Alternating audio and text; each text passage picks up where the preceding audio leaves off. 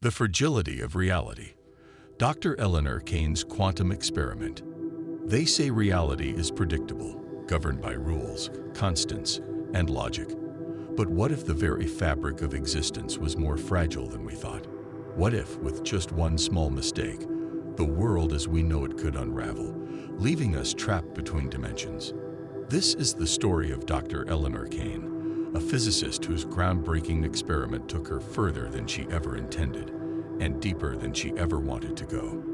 It started in a small underground lab, hidden beneath the city.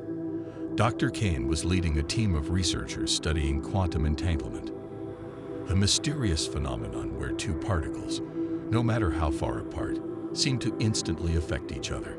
Einstein called it spooky action at a distance. To Kane, it was the key to unlocking the ultimate mystery, parallel realities. For months, they'd been running simulations, sending quantum signals through a highly sensitive apparatus they called the bridge. It was designed to detect, and possibly interact with, particles from other dimensions. The work was theoretical, of course. No one actually believed they'd succeed, until the night they did. It was 3:15 a.m. when the first anomaly occurred. The lab was silent except for the hum of machinery. Kane sat alone at her desk, sipping cold coffee and reviewing data. Then, a soft ping echoed from the console. She frowned.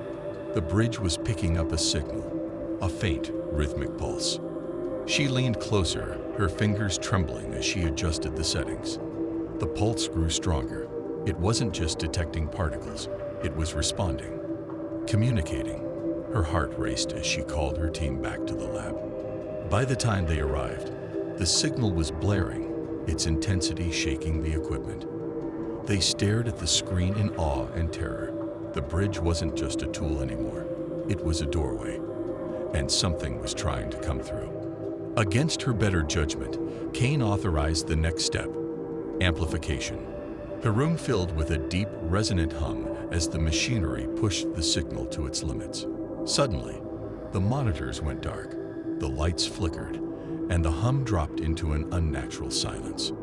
"Did we lose power?" one of the assistants whispered. Before anyone could answer, the air seemed to ripple.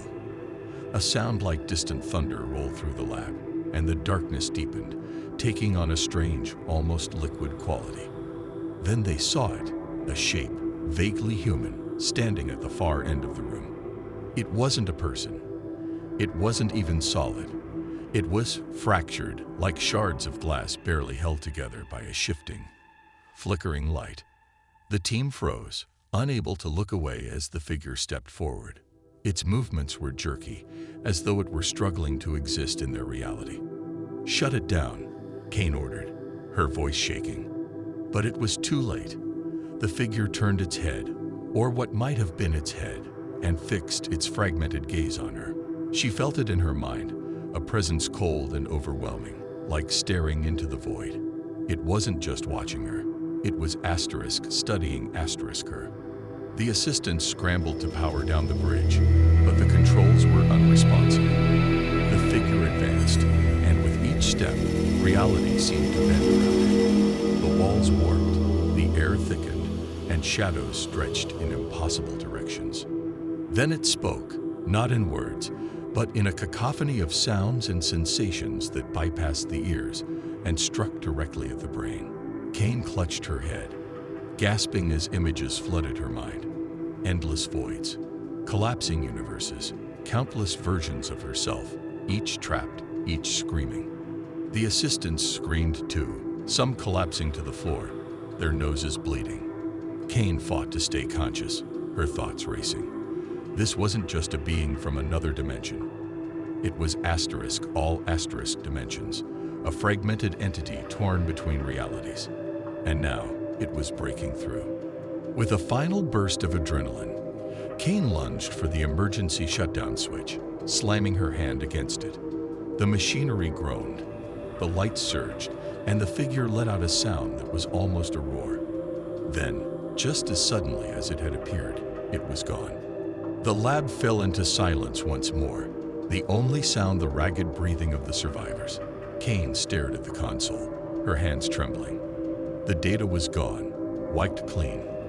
There was no record of what had happened, but she knew the truth. The bridge had worked. It had reached across the quantum veil and pulled something through. And though they had managed to push it back, it hadn't left empty-handed. Kane didn't sleep that night, or any night after. Every time she closed her eyes, she saw them. The fractures, the flickering shapes, the endless void. She felt them watching her, waiting for another chance. The team disbanded, the lab was shut down, and the project was buried under layers of red tape. But Kane couldn't forget. She couldn't escape the feeling that reality itself was thinner now, more fragile.